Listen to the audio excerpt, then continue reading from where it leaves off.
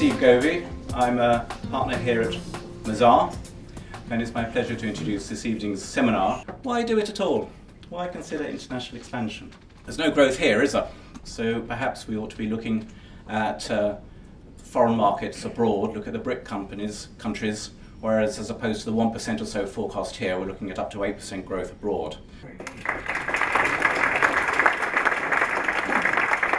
If you're looking at your business and thinking of expanding internationally, I think the first most important step is how much of the UK market do you already have? If you haven't quite got a footprint of your domestic market, then what makes you think that the international market would be any easier? Key for me is international expansion. I think is a great way of growing your business. It's a great way of building the business, but I think it comes with its challenges because Australia's culture is very much lifestyle.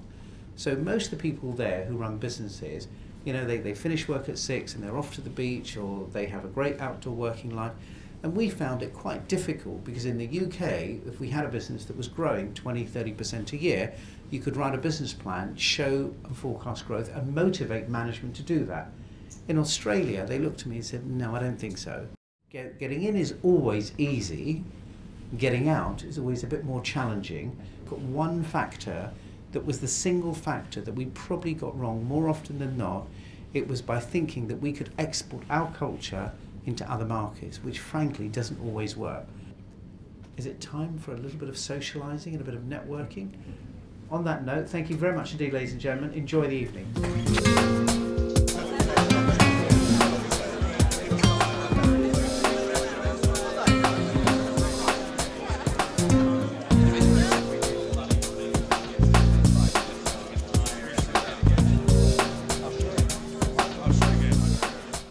Economic growth of a country.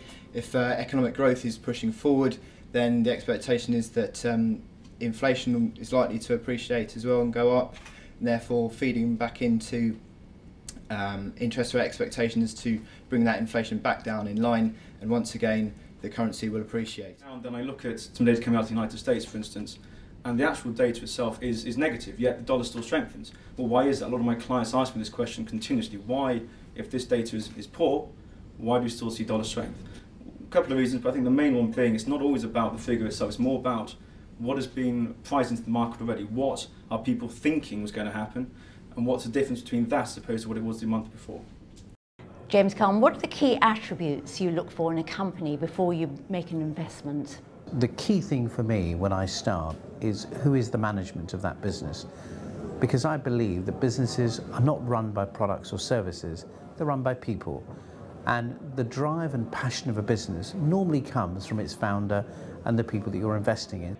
What do you value most in a company? Would it be inventiveness or would it be business skills? What makes the business succeed is the expertise of the entrepreneur that can demonstrate he can execute, because a great idea with poor execution is no business, because it will never make any money. It's almost seems sort of discourteous to ask, but everybody also wants to know, okay, let's hear about the worst business. I bought a business called Benji's, which was a sandwich chain, quite a large business in the UK, about 100 outlets nationally, 600 staff, quite a large operation. And I made a huge mistake because I didn't do proper due diligence. I didn't employ the proper people to conduct the review in the business.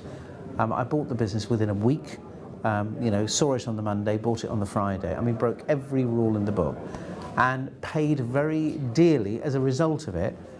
Within 6 months, pretty much lost all my money.